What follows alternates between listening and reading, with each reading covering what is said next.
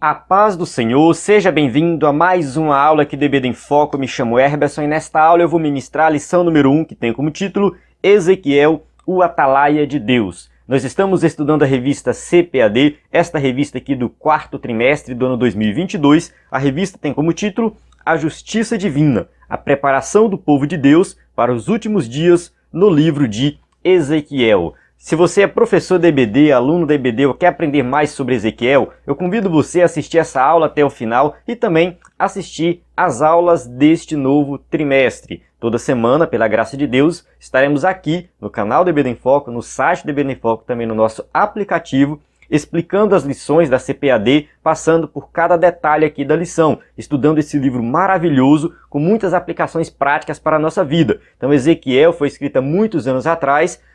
Por esse motivo, precisamos entender o contexto da época, o contexto religioso, o contexto político, o contexto cultural, entender tudo deste livro para aplicar nos dias de hoje. Então é um livro que nós precisamos realmente nos aprofundar, procurar compreender melhor esse contexto e entender o seu texto, as suas profecias ali e aplicar de maneira prática, porque muitas das profecias já se cumpriram, no entanto, lá tem um ensinamento para nós.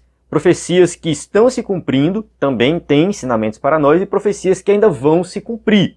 Então a gente precisa compreender realmente o contexto do profeta Ezequiel e os detalhes da sua profecia.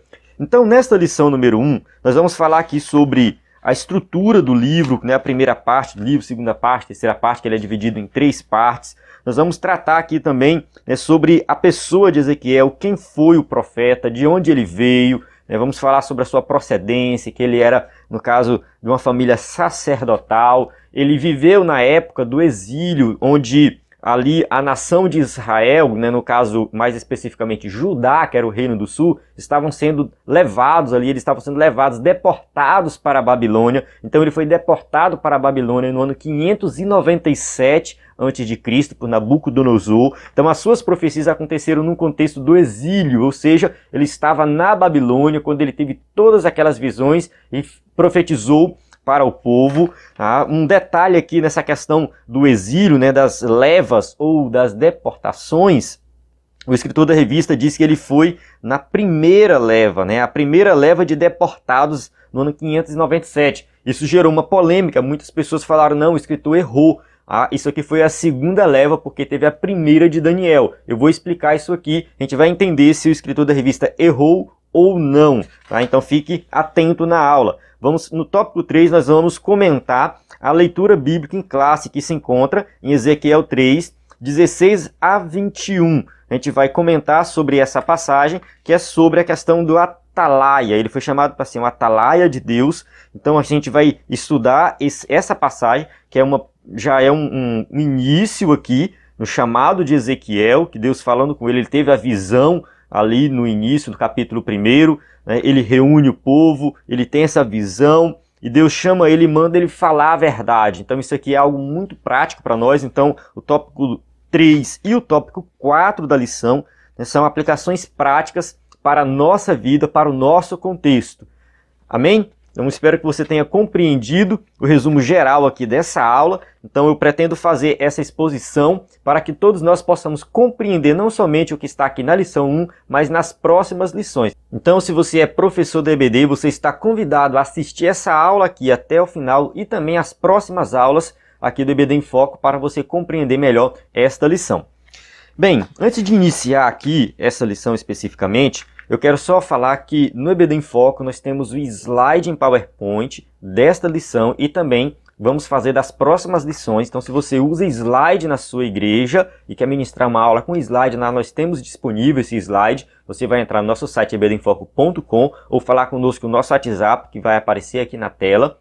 Além do slide, nós temos também os subsídios em vídeo, áudio, PDF. Então o PDF que nós publicamos é algo de excelência, tá? Algo muito bom. Então se você quer um material extra para ler, para aprender, então o nosso subsídio em PDF é muito bom mesmo. Então está disponível gratuitamente no nosso site o PDF, tá? E você vai acessar lá. A aula em vídeo, áudio, PDF é totalmente gratuito.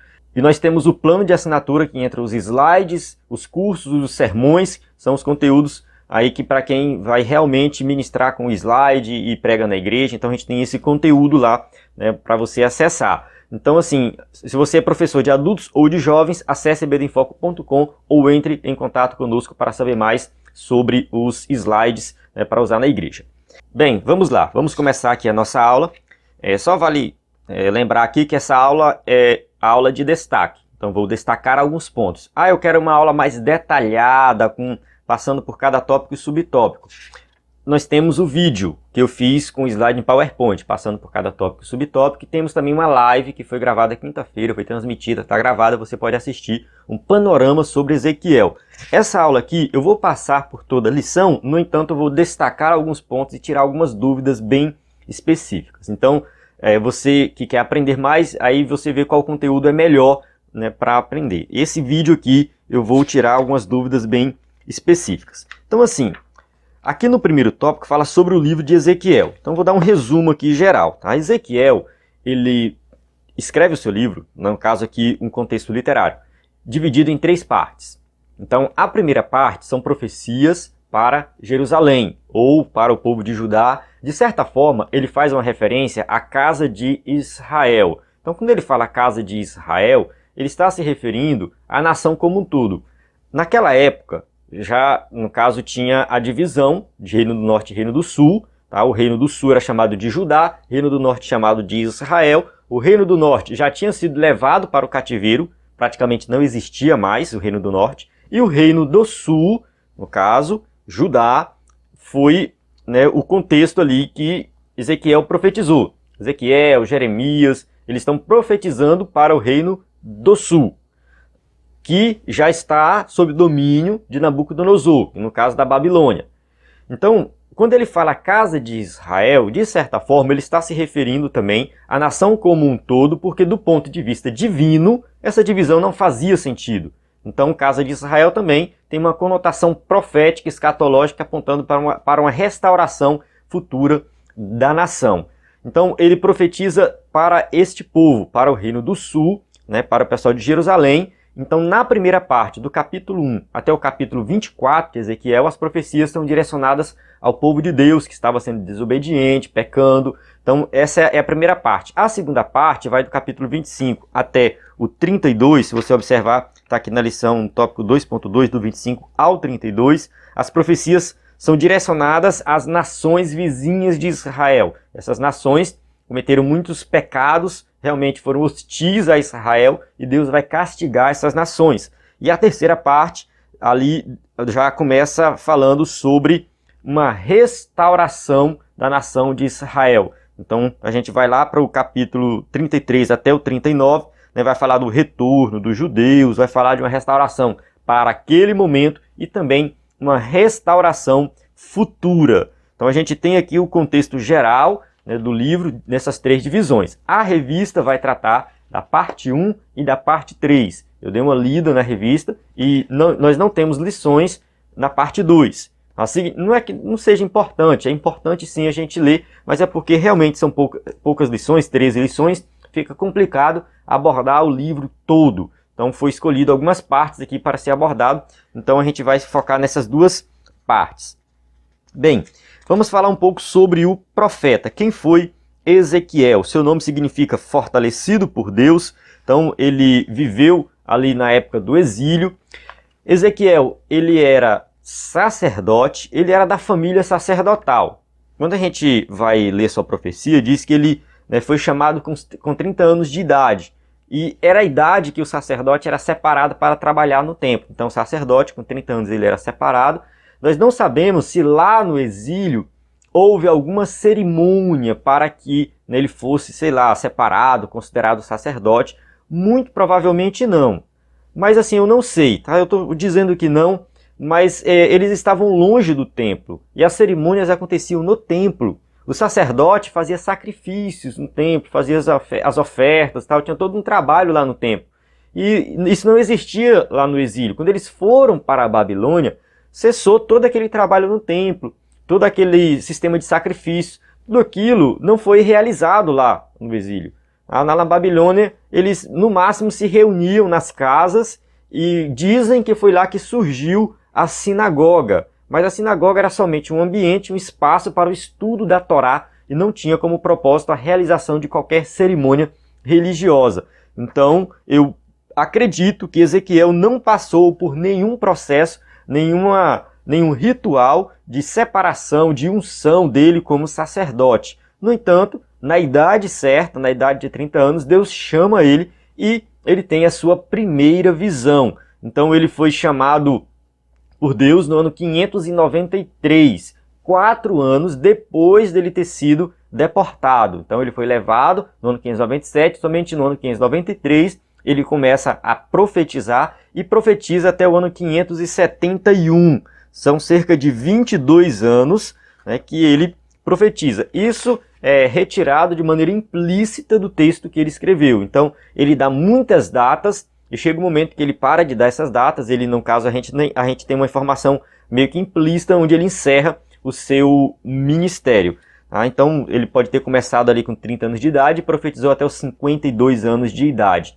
Vale ressaltar também que a sua profecia ela teve uma característica de oralidade. Ele falava para o povo. Então ele era um pregador da época. Ele era um pregador ali para o povo que estava vivendo no exílio. A situação do povo no exílio era uma situação bem complicada.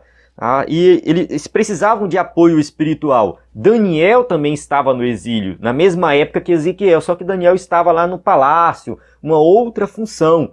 E Ezequiel estava no meio do povão. Então o texto dele está muito assim, diga-lhes, conte uma parábola, pregue, diga. Então tudo isso indica o que? Oralidade. Ele estava pregando e depois isso foi registrado. A gente tem o registro do seu livro que está aqui. Só para você entender um pouco o contexto do pessoal lá no exílio, é bom a gente ler o Salmo 137. É bem interessante esse salmo, porque mostra a tristeza do povo que estava separado ali, né, da sua terra natal. Ela está dizendo assim, ó: junto aos rios da Babilônia, nós nos sentamos e choramos com saudade de Sião. Ezequiel fala que ele estava perto do rio Quebar.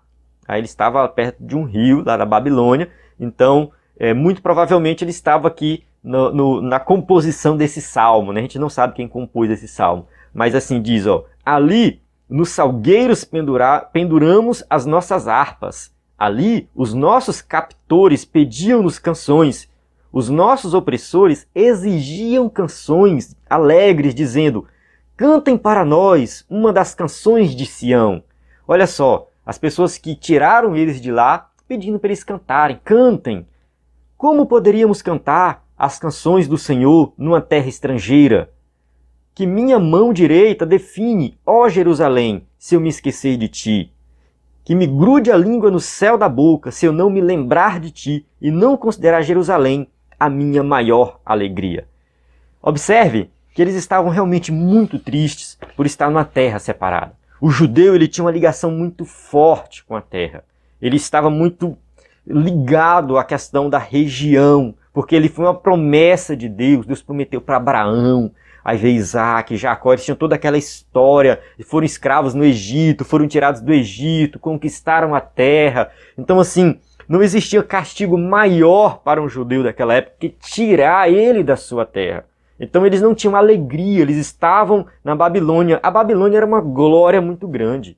A Babilônia tinha grandes construções, tinha uma estrutura que dava de 10-0 na estrutura de Israel.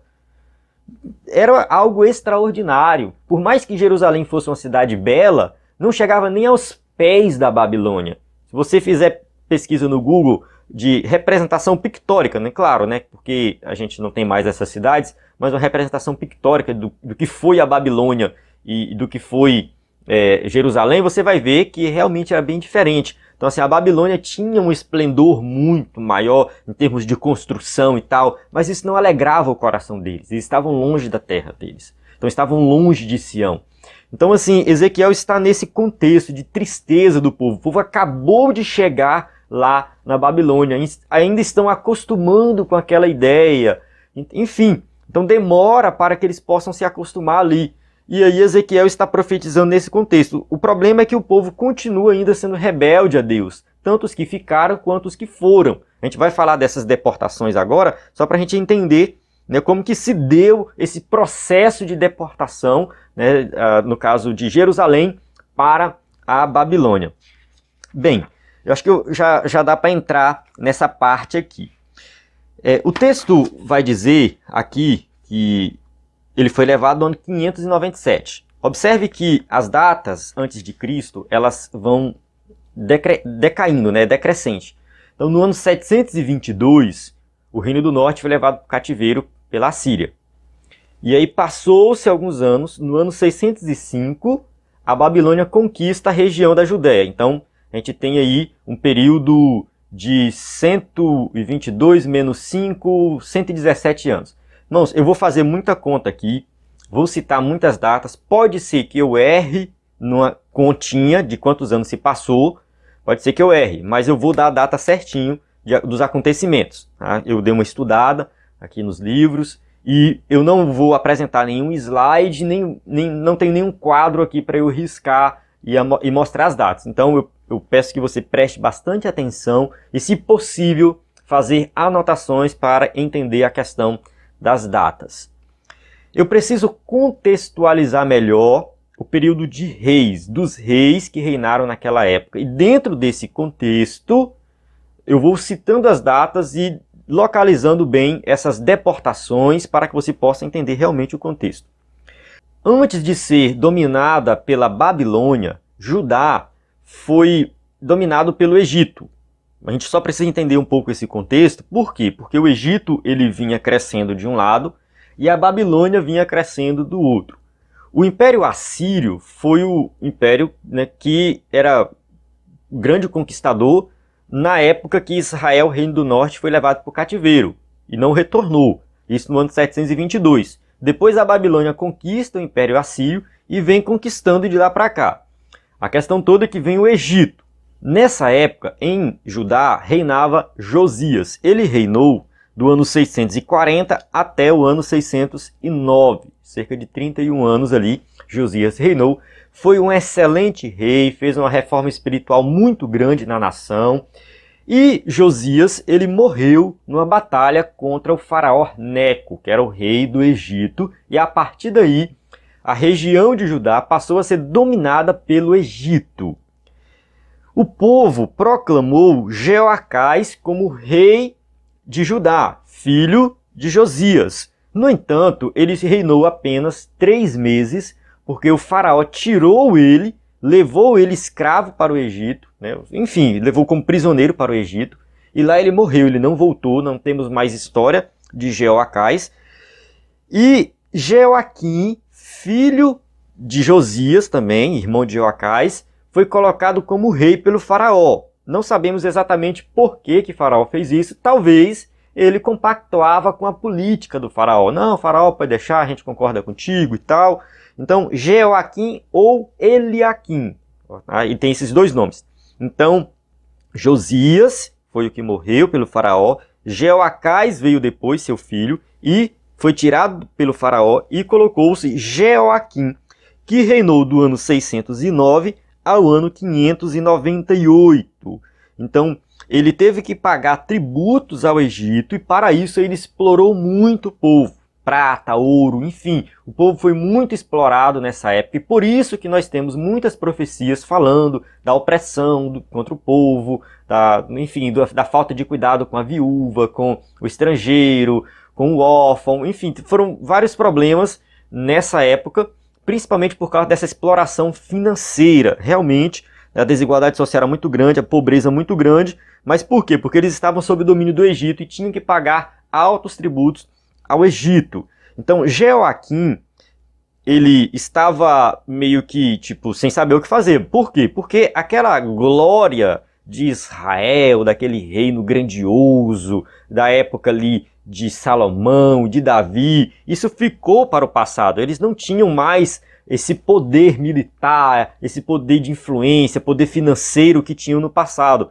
Então, o Reino do Norte já foi levado para o cativeiro, sobre o Reino do Sul, que é pequenininho. Então, eles estavam realmente numa situação bem complicada ali para tentar revidar qualquer coisa. Acontece que no ano 605, Nabucodonosor vem ali, né, com a Babilônia e entra em guerra, em conflito com o Egito e ganha essa guerra. Isso está registrado aqui, eu anotei aqui, estou com várias anotações. Isso está registrado em Jeremias 25:1 e Jeremias 46:2. Jeremias 46:2 diz assim, acerca do Egito: esta é a mensagem contra o exército do rei do Egito, o faraó Neco, que foi derrotado em Carquemes, junto ao rio Eufrates, por Nabucodonosor, rei da Babilônia, no 4º ano do reinado de Jeoaquim, filho de Josias, rei de Judá. Observe que está bem registrado, colocando aqui a data certinho. Então, Jeoaquim começou a reinar no ano 609, 4 anos depois, no ano 605, a Babilônia derrota o Egito e, a partir daí, Jeoaquim tem que servir a Babilônia. Então, a nação de Israel, no caso Judá especificamente, perdeu o controle político. Estavam submetidos ao domínio ou do Egito ou da Babilônia. Então ele ficou nessa confusão aí. Depois o Egito recua, fica quieto para lá e deixa aquela região sob o domínio da Babilônia. A gente tem algo parecido nos dias de hoje, vários conflitos acontecem, e o mais famoso, o mais comum é o da Rússia, né? No caso, saiu a notícia recente que a Rússia anexou algumas regiões ali da Ucrânia. Então isso não é de hoje, né? Isso é antigo. Então assim que acontecia, os reinos iam crescendo, iam anexando regiões. Então a região de Judá estava anexada à Babilônia. Bem, vamos lá. Qual foi a implicação disso? Quando eles anexaram essa região, né, e passaram a dominar essa região, nós não temos assim muitos detalhes de como que isso se deu, como que isso aconteceu. O texto bíblico realmente não dá muitos detalhes. Nós temos um texto em Crônicas, vamos lá, vamos ver justamente no início desse domínio. O texto de Crônicas, ele fala assim, Crônicas 36:5. Jeoaquim tinha 25 anos de idade quando começou a reinar e reinou 11 anos em Jerusalém. Ele fez o que o Senhor, o seu Deus, reprova. Nabucodonosor, rei da Babilônia, atacou-o e prendeu-o com algemas de bronze para levá-lo para a Babilônia. Observe que Jeoaquim era o rei na época que Judá foi dominado pela Babilônia. Ele reinou 11 anos, porém a conquista aconteceu no 4º ano. Então esse texto aqui diz que ele foi levado para a Babilônia. Então ele foi levado só no final. Tá? Ele não foi levado logo de início.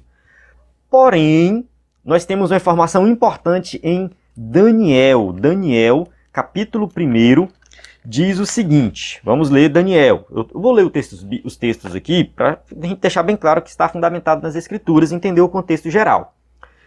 No 3º ano do reinado de Jeoaquim, rei de Judá, Nabucodonosor, rei da Babilônia, veio a Jerusalém e a sitiou. Aqui entra uma certa polêmica, porque o texto de Jeremias diz no 4º ano, Jeremias 46:2 que eu li. Daniel diz no 3º ano. Alguns escritores vão dizer que isso é por causa da maneira que eles faziam a datação. Um era baseado na data da Babilônia, outro na data de Judá. Mas isso não é problemático, porque às vezes as conquistas começavam em um ano e terminavam no outro. Então, ele sitiou num ano e pode ter terminado no outro. Então, isso não chega a ser algo problemático. E o Senhor entregou o Jeoaquim, rei de Judá, nas suas mãos e também alguns dos utensílios do templo de Deus. Eu vou ler bem rápido aqui para a gente, né, entender só a ideia. Aí, olha só, versículo 3. Depois o rei ordenou a Aspenaz, o chefe dos oficiais da sua corte, que trouxesse alguns dos israelitas da família real e da nobreza, jovens sem defeito físico, de boa aparência, cultos, inteligentes, que dominassem os vários campos do conhecimento e fossem capacitados para servir no palácio do rei. Ele deveria ensinar-lhe a língua e a literatura dos babilônios. Isso aconteceu no começo da conquista. Assim que Nabucodonosor conquistou a região, ele mandou levar esses jovens para a Babilônia. Esses jovens, essas pessoas inteligentes, foram levadas para serem treinadas na língua, na cultura, na literatura dos caldeus, e foi aí que Daniel foi levado, junto com seus amigos. Daniel foi aqui. Acontece o seguinte, o escritor da revista não considera isso como a primeira leva de deportados. Ele não considera essa leva de Daniel. Pode-se dizer que foi algo muito light, foi algo muito tranquilo. Parece, né? Pelo menos o texto não dá a entender muita coisa. Eu vou mostrar como foi diferente no ano 597. A gente vai chegar no ano 597 daqui a pouco e você vai perceber que foi bem diferente dessa aqui. Neste livro aqui, Panorama Histórico de Israel para Estudantes da Bíblia, do pastor e professor Antônio Renato Gusso, ele conta a história do Antigo Testamento, né, desse panorama histórico, e ele diz aqui que a primeira leva de deportados aconteceu no ano 605. Na verdade, ele usa a data aqui 606. Tá? Há certa divergência aí, mas é 605, 606, por aí. Então, aconteceu sim a primeira leva. Então, se você for considerar que a primeira leva de deportados aconteceu com Daniel no ano 605, Ezequiel foi na segunda. Se você considerar que essa de Daniel não foi a primeira leva de deportados, porque foi algo muito mais tranquilo e tal, então Ezequiel foi na primeira. Entendeu? Essa é a polêmica e muita gente, o escritor da revista errou. Não, eu acho que ele está seguindo uma linha de interpretação diferente. Ele está considerando as levas de deportados quando foi muita gente levada, 10 mil pessoas, 20 mil pessoas, sabe? Levaram utensílios do templo, coisa que foi destruída, aquela coisa toda. Então você vai observar que é bem diferente, as outras foram bem diferentes dessa. A minha opinião, eu acho que essa de Daniel deve ser considerada. Essa é a minha opinião. Por quê?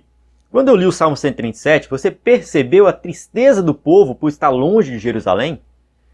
Então assim, por mais que foi uma quantidade menor de pessoas, só foi ali os riquinhos e os mais inteligentes, eles ficaram muito tristes, ficar longe da terra deles.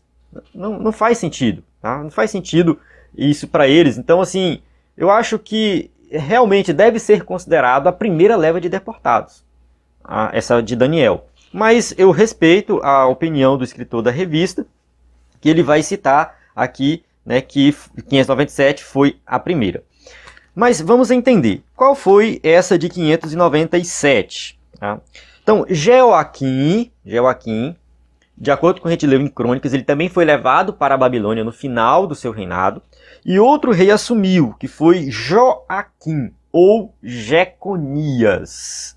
Então, Jeoaquim reinou de o anterior, vou citar a data do anterior, Jeoaquim reinou de 609 até 598, 11 anos.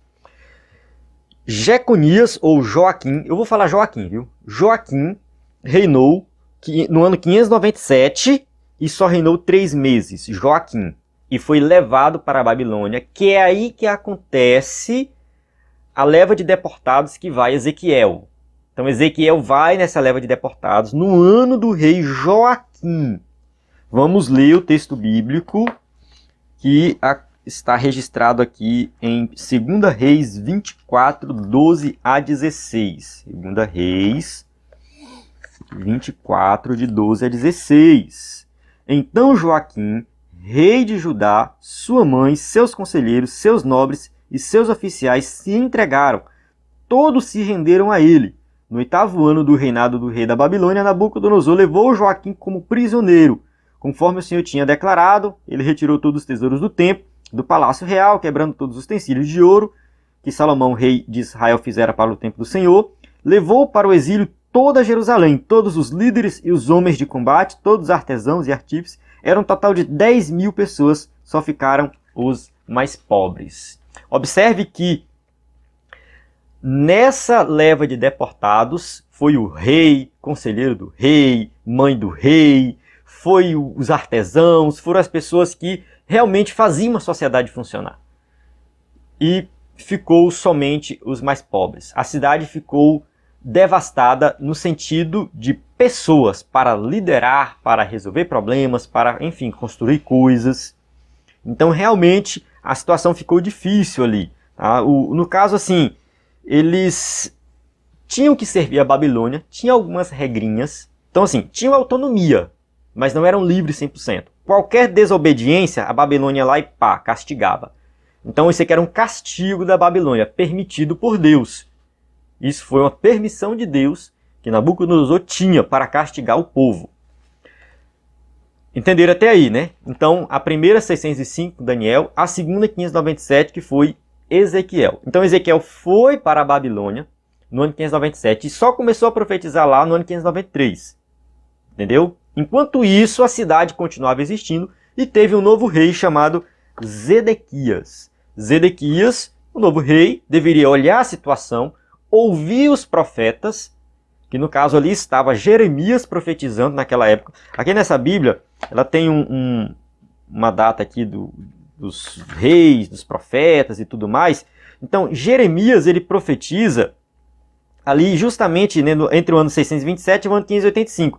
Então, assim, ele profetiza justamente na época dessas deportações, que estavam sob o domínio da Babilônia, mandando o povo se arrepender, mandando o rei se arrepender. Só que tinham falsos profetas falando, não, tá tudo bem, tá tudo tranquilo, Deus não vai castigar o povo e tal, Deus vai te dar vitória. As profecias falsas eram essas. Deus vai te dar vitória, vai ser tudo bem. Só que o problema ali não era Deus dar ou não a vitória. O problema era o povo se arrepender. Então o povo já tinha acumulado tanto pecado que já não tinha mais. Deus já tinha decretado juízo. Então vai acontecer, né, uma destruição geral. Então tinha mais uma coisa para acontecer, que é mais uma leva de deportados que vai acontecer no ano 586. Que daí que Jeremias vai escrever Lamentações. Que ele está lá no momento da destruição do templo, destruição da cidade, enquanto Ezequiel está lá no exílio já, e Daniel também já está lá no exílio vivendo todas as situações. Então a gente tem esses três profetas contemporâneos, né, que estão profetizando realmente ali na mesma época sobre a mesma situação. A gente vai ter aí profetas que também estavam lá. No caso, há uma certa dúvida sobre Obadias, que pode ser que profetizou nessa mesma época, mas nós não sabemos, há uma dúvida sobre essa questão da data de Obadias. E teve outros profetas que surgiram mais na frente, mas enfim, a gente não vai entrar aqui muito em detalhes. Tá? Abacuque também estava nessa época, esqueci de falar. Então Abacuque, ele vai profetizar até o ano 605 ali mais ou menos, que é quando a cidade é tomada por Nabucodonosor, tá? Logo na conquista. Tá? Abacuque também vive nessa época aí. Mas enfim, vamos voltar aqui e vamos ler o texto que se encontra em 2 Reis, capítulo 25. Eu recomendo você ler todo o capítulo, não vou ler aqui todo o capítulo, só ler um trecho. Mas assim, ó, o título já diz a queda de Jerusalém. Isso aconteceu no ano 586. Tá? Então a segunda que Ezequiel foi no ano 597 e essa 586. Então, no 9º ano do reinado de Zedequias, no 10º dia do 10º mês, Nabucodonosor, rei da Babilônia, marchou contra Jerusalém com todo o seu exército. Aí ele acampa em frente e a cidade fica fechada, o povo começa a passar fome. Isso está bem detalhado também em Jeremias. Tá? E aí, versículo 6 fala assim, ó, e ele, no caso o rei, foi capturado, foi levado ao rei da Babilônia em Riba, onde pronunciaram a sentença contra ele. Executaram os filhos de Zedequias na sua frente, furaram seus olhos, prenderam-no com algemas de bronze e o levaram para a Babilônia. Observe como foi cruel o ataque de Nabucodonosor nessa época. Matou os filhos do rei na frente dele, furou os olhos e levou ele algemado.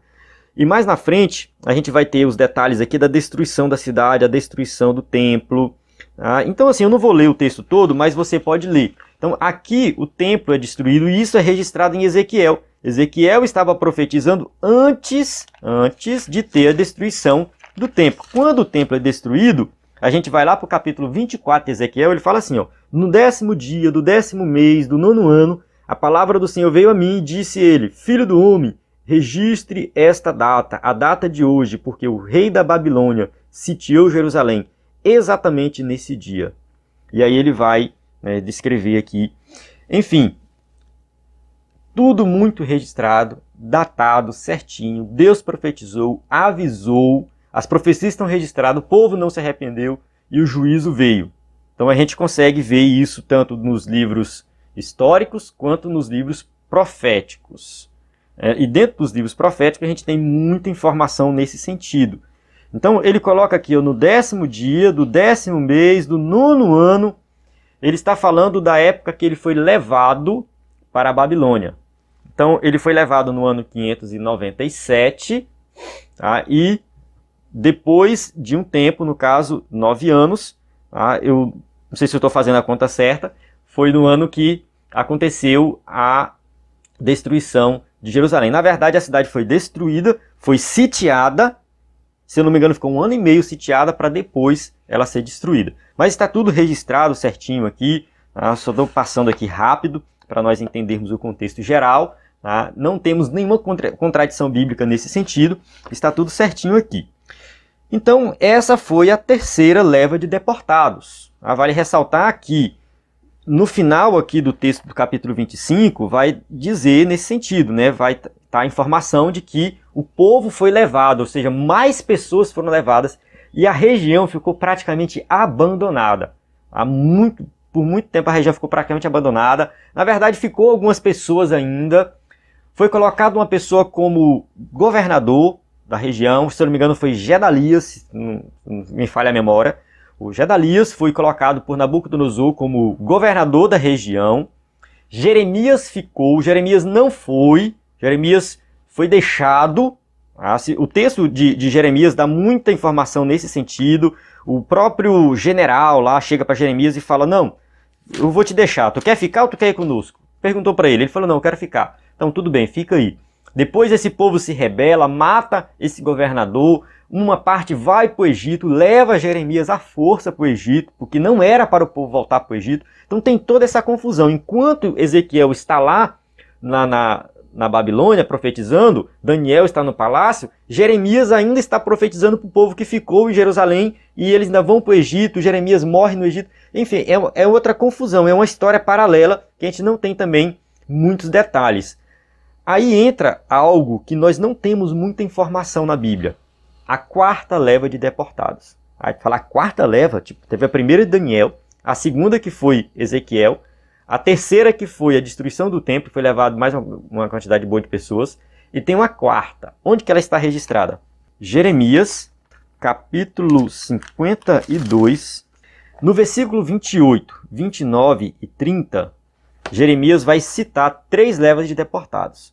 No versículo 28, ele fala assim, ó, este é o número dos que Nebuzaradã levou para o exílio. Aí ele vai citar alguns números. No 7º ano, 3.023 judeus. O 7º ano é o 7º ano da conquista de Nabucodonosor, que foi em 605, passou-se 7 anos, chegou no ano 598. Aí entra 597 e 598, tá? Uma pequena divergênciazinha. Alguns textos vão dizer 597 e outros 598. No entanto, não há nenhum problema, que é a leva de deportados que foi Ezequiel. Ele cita aqui. Aí depois, no 18º ano de Nabucodonosor, 832 de Jerusalém. Ou seja, no 18º ano, passou-se mais alguns anos, que foi a leva de deportado do ano 586. Ou 587, tá? Eu anotei aqui 587, mas alguns livros dizem 586. Então fica essa divergênciazinha aí. Você fala, eu vi 586, 587. Mas um ano para mais ou para menos é normal essa divergência nos livros. Da mesma forma, 597, 598, 605, 606. Mas enfim, ele cita aqui. E ele cita mais uma leva de deportados, que foi no 23º ano. No versículo 30, Jeremias 52, 30. Essa leva de deportados no 23º ano, a gente não tem informações sobre ela. Só diz que aconteceu. Isso foi no ano 582. Lá no ano 582, muito provavelmente alguma rebelião, alguma coisa, e mais uma quantidade do povo foi levado para a Babilônia. O escritor da revista, ele cita isso no livro de apoio. Aqui o livro de apoio dele. Se você observar aqui na página 10 do livro de apoio, lá embaixo, eu até marquei aqui, né, ele vai citar, né, os anos 598, 587, 582. Tá? Ele não cita de 605. Então ele considera essas 3, né, e eu considero 4 porque eu considero de Daniel. Ficou confuso? Se ficou, peço perdão, mas não tem como explicar esse contexto sem citar essas datas, sem citar esses nomes, sem falar dos reis. A gente precisa compreender. Essa aula de destaque é uma aula densa mesmo, uma aula que vai muito profundo num ponto específico. É para quem realmente quer aprender os detalhes aí da lição. Vamos lá. É por isso que a gente tem mais de um vídeo. Tá? Tem um outro vídeo que eu passo pela lição usando o slide, que é mais light, vamos dizer assim, né? Mas vamos lá, vamos continuar aqui. Então a gente entendeu essa ideia desse contexto. Esse contexto é muito importante para entendermos as profecias. E a gente já entra aqui na profecia, né, do capítulo 3. Nós temos aqui na leitura bíblica em classe né? Tá bem claro aqui, tá? E sucedeu que ao fim de 7 dias veio a palavra do Senhor a mim dizendo: Filho do homem, eu te dei por atalaia. Então a palavra atalaia é a mesma usada para sentinela. Era aquele que era responsável para avisar a cidade de que estava chegando algum perigo. Olha, está chegando um perigo, vamos, né, nos preparar para a guerra, vamos nos preparar para combater o inimigo, alguma coisa do tipo. Então o atalaia ele tinha uma função muito importante. Ele tinha que dar essa mensagem. Se ele não desse a mensagem, se ele não passasse a informação e o povo morresse, a culpa era dele. Então assim, Deus chama Ezequiel e fala: Ezequiel, tu é uma atalaia, ou seja, você tem a responsabilidade de avisar o povo o perigo que eles estão passando por causa do pecado deles. Então, Ezequiel, ele tem essa responsabilidade. Tá? Então, assim, eu não vou entrar muito em detalhes aqui dessa parte para o vídeo não ficar muito longo. Tá? Mas o que eu recomendo? Eu recomendo você estudar a revista, dar uma lida no livro de apoio, se possível, e procure algum outro comentário para você se aprofundar nesse tema. O que a gente tem a dizer aqui dessa passagem, eu não vou realmente entrar muito em detalhes, mas é assim, Ezequiel ele está profetizando para um povo rebelde, um povo que pecou, um povo que já estava sofrendo ali o castigo. Então assim, tinha crentes, na verdade o povo era um povo crente. Tá? O povo era um povo que conhecia a lei de Deus, que conhecia tudo que acontecia em Israel com relação ao sistema de sacrifício e tudo mais, que estava passando por um castigo divino e ainda não tinha se arrependido. Então Ezequiel está pregando para pessoas que conheciam a palavra de Deus. Daí a necessidade de nós pregarmos, né, o evangelho até mesmo para quem diz que é crente. Se você chega na igreja, tem alguém aqui que não é crente? Aí, não tem. Ah, então eu não vou pregar uma mensagem evangelística. Não, pregue uma mensagem evangelística, até mesmo para a igreja, né, que diz que é crente. Ah, não, porque sempre tem algum rebelde no meio. E tem, de fato tem. No caso aqui de Ezequiel, a gente não pode generalizar e dizer que todo povo era rebelde. No caso de Jeremias pregando também em Jerusalém, a gente não pode generalizar e dizer que todo povo era rebelde. E que estava adorando ídolos, se curvando diante de Baal ou qualquer outro deus, desobedecendo a lei. Não, tinham pessoas obedientes. Eles ouviam também a palavra. Então assim, pregue a palavra. A lição que fica aqui é pregue a palavra. Então o texto está bem claro. Né? Se tu avisar e a pessoa não se converter, aí é problema dela. Você tem que avisar. Versículo 20 fala assim: semelhantemente, quando o justo se desviar da sua justiça e fizer maldade, e eu puser diante dele um tropeço, ele morrerá, porque não avisando tu, no seu pecado morrerá, e suas justiças que praticara não virão em memória, mas o seu sangue da tua mão requererei. Então esse versículo aqui ele é muito rico nessa informação. O justo aqui é aquele que obedece à lei de Deus, é aquele que confia na aliança. Deus fez uma aliança com o povo. Vocês esqueceram da minha aliança. O tempo todo Deus está falando isso. O justo aqui é aquele que se preocupa com as causas sociais, aquele que se preocupa com o pobre, com o necessitado, com o estrangeiro. As profecias vão muito nesse sentido. A opressão do pobre era muito grande naquela época e Deus alertava muito nesse sentido. Então assim, o justo se desviar. Então o justo ele pode esquecer as suas obras do passado e se desviar. Pelo menos é o que o texto está dizendo. Aí eu também não vou entrar aqui em detalhes, né, se aquela questão, aquele debate, né, eu sempre falo isso, né, aquele debate se é possível não perder a salvação. Não é o caso aqui por dois motivos. Primeiro, que nós não estamos falando de calvinismo e arminianismo, nada disso. Segundo, que a gente não pode aplicar o contexto do Novo Testamento no Antigo Testamento. A gente está aqui dentro do contexto do Antigo Testamento. Então, é outra história. Então, o povo estava numa posição de desobediência contra Deus. Estava se desviando dos caminhos do Senhor. Então, o desviar aqui é diferente do desviar de hoje. A gente tem que entender. O justo aqui é diferente do justo de hoje. A gente não pode entrar aqui na questão da justificação e tal. A gente tem que ter um pouco de cuidado aqui. Tá? Só contextualizar dentro do Antigo Testamento mesmo. Então, o povo conhecia a lei de Deus, deveria obedecer a lei de Deus, deveria confiar na aliança de Deus, mas não fez isso. Não fez isso. Então, eles se desviaram.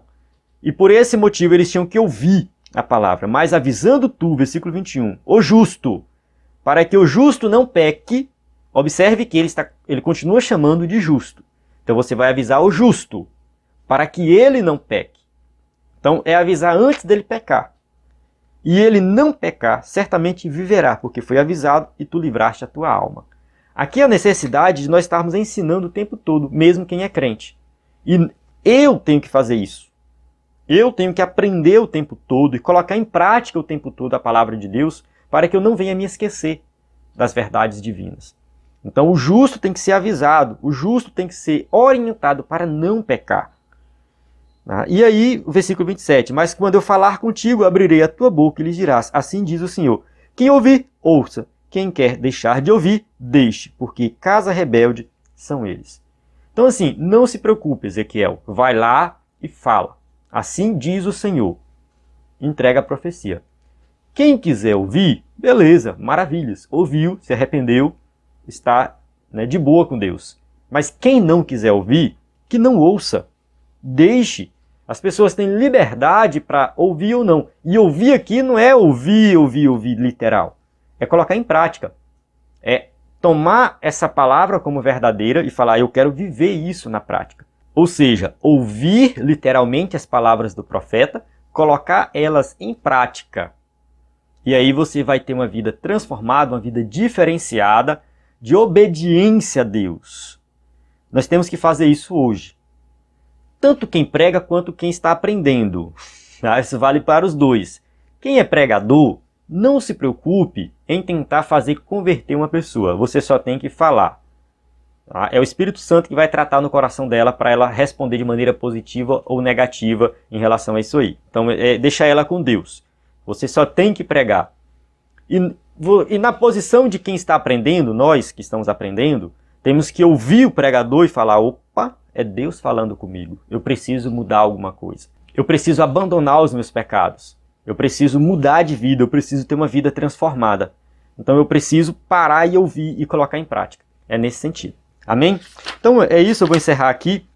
Eu sei que é muito conteúdo.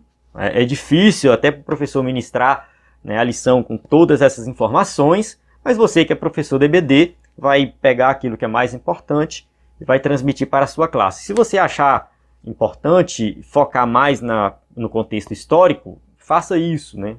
Não, eu acho mais importante a passagem da leitura bíblica em classe, mas não esqueça o contexto, porque esse contexto vai te ajudar a entender a profecia melhor.